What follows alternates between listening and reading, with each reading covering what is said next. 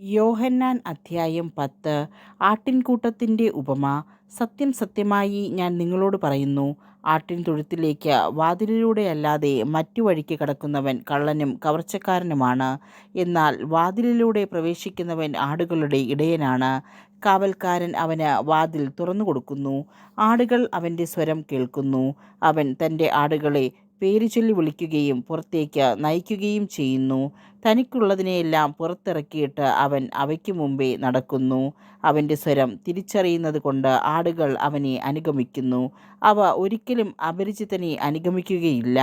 അന്യരുടെ സ്വരം അറിയാത്തതിനാൽ അവ അവരിൽ നിന്ന് ഓടിയകലും. യേശു അവരോട് ഈ ഉപമ പറഞ്ഞു. എന്നാൽ അവൻ തങ്ങളോട് പറഞ്ഞത് എന്തെന്ന് അവർ മനസ്സിലാക്കിയില്ല. നല്ല ഇടയൻ. അതുകൊണ്ട് യേശു വീണ്ടും പറഞ്ഞു, സത്യം സത്യമായി ഞാൻ നിങ്ങളോട് പറയുന്നു, ഞാനാണ് ആടുകളുടെ വാതിൽ. എനിക്ക് മുമ്പേ വന്നവരെല്ലാം കള്ളന്മാരും കവർച്ചക്കാരുമായിരുന്നു. ആടുകൾ അവരെ ശ്രവിച്ചില്ല. ഞാനാണ് വാതിൽ. എന്നിലൂടെ പ്രവേശിക്കുന്നവൻ രക്ഷ പ്രാപിക്കും. അവൻ അകത്തു വരികയും പുറത്തു പോവുകയും മേച്ചിൽ സ്ഥലം കണ്ടെത്തുകയും ചെയ്യും. മോഷ്ടിക്കാനും കൊല്ലാനും നശിപ്പിക്കാനുമാണ് കള്ളൻ വരുന്നത്. ഞാൻ വന്നിരിക്കുന്നത് അവർക്ക് ജീവനുണ്ടാകാനും അത് സമൃദ്ധമായി ഉണ്ടാകാനുമാണ്. ഞാൻ നല്ല ഇടയനാണ്. നല്ല ഇടയൻ ആടുകൾക്ക് വേണ്ടി ജീവൻ അർപ്പിക്കുന്നു. ഇടയനല്ലാത്തവനും ആടുകൾ സ്വന്തമല്ലാത്തവനുമായ കൂലിക്കാരൻ ചെന്നായ് വരുന്നത് കാണുമ്പോൾ ആടുകളെ ഉപേക്ഷിച്ച് ഓടിപ്പോകുന്നു. ചെന്നായ് വന്ന് അവയെ പിടിക്കുകയും ചിതറിച്ച് കളയുകയും ചെയ്യുന്നു. അവൻ ഓടിപ്പോകുന്നത് കൂലിക്കാരനായതുകൊണ്ടും ആടുകളെപ്പറ്റി താല്പര്യമില്ലാത്തതുകൊണ്ടുമാണ്. ഞാൻ നല്ല ഇടയനാണ്. പിതാവ് എന്നെയും ഞാൻ പിതാവിനെയും അറിയുന്നത് പോലെ ഞാൻ എനിക്കുള്ളവയെയും എനിക്കുള്ളവ എന്നെയും അറിയുന്നു. ആടുകൾക്ക് വേണ്ടി ഞാൻ ജീവൻ അർപ്പിക്കുന്നു. ഈ തൊഴുത്തിൽപ്പെടാത്ത മറ്റാടുകളും എനിക്കുണ്ട്. അവയെയും ഞാൻ കൊണ്ടുവരേണ്ടിയിരിക്കുന്നു. അവ എൻ്റെ സ്വരം ശ്രവിക്കും. അങ്ങനെ ഒരാട്ടിൻപറ്റവും ഒരിടയനുമാകും. തിരിച്ചെടുക്കുന്നതിനു വേണ്ടി ഞാൻ ജീവൻ അർപ്പിക്കുന്നതിനാൽ പിതാവ് എന്നെ സ്നേഹിക്കുന്നു. ആരും എന്നിൽ നിന്ന് അത് പിടിച്ചെടുക്കുകയല്ല, ഞാനത് സ്വമനസാ സമർപ്പിക്കുകയാണ്. അത് സമർപ്പിക്കാനും തിരികെ എടുക്കാനും എനിക്ക് അധികാരമുണ്ട്. ഈ കൽപ്പന എൻ്റെ പിതാവിൽ നിന്നാണ് എനിക്ക് ലഭിച്ചത്. ഈ വാക്കുകൾ മൂലം യഹൂദരുടെ ഇടയിൽ വീണ്ടും ഭിന്നതയുണ്ടായി.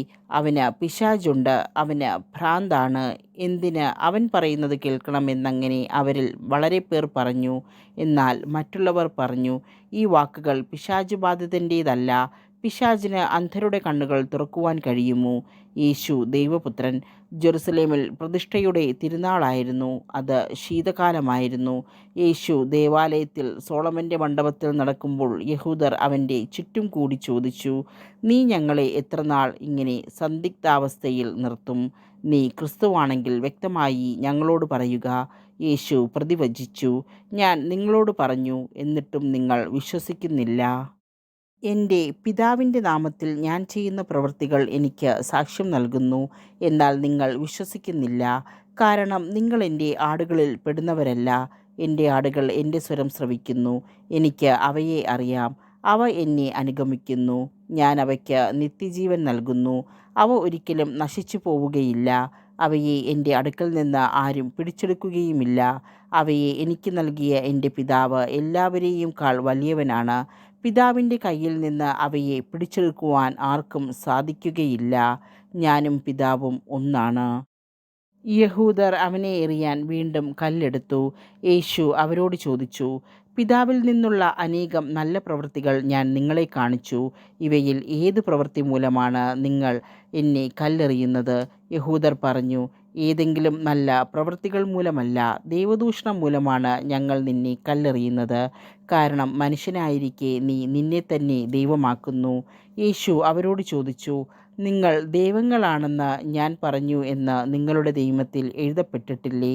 വിശുദ്ധലിഖിതം നിറവേറാതിരിക്കുകയില്ലല്ലോ. ദൈവവചനം ആരുടെ അടുത്തേക്ക് വന്നുവോ അവരെ ദൈവങ്ങൾ എന്ന് അവൻ വിളിച്ചു.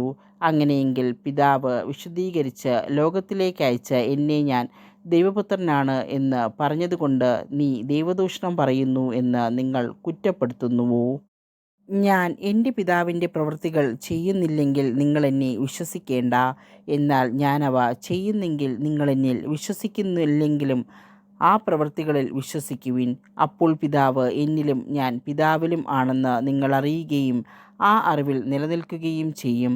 വീണ്ടും അവർ അവനെ ബന്ധിക്കാൻ ശ്രമിച്ചു, എന്നാൽ അവൻ അവരുടെ കയ്യിൽ നിന്ന് രക്ഷപ്പെട്ടു. ജോർദാൻ്റെ മറുകരയിൽ യോഹന്നാൻ ആദ്യം സ്നാനം നൽകിയിരുന്ന സ്ഥലത്തേക്ക് അവൻ വീണ്ടും പോയി അവിടെ താമസിച്ചു.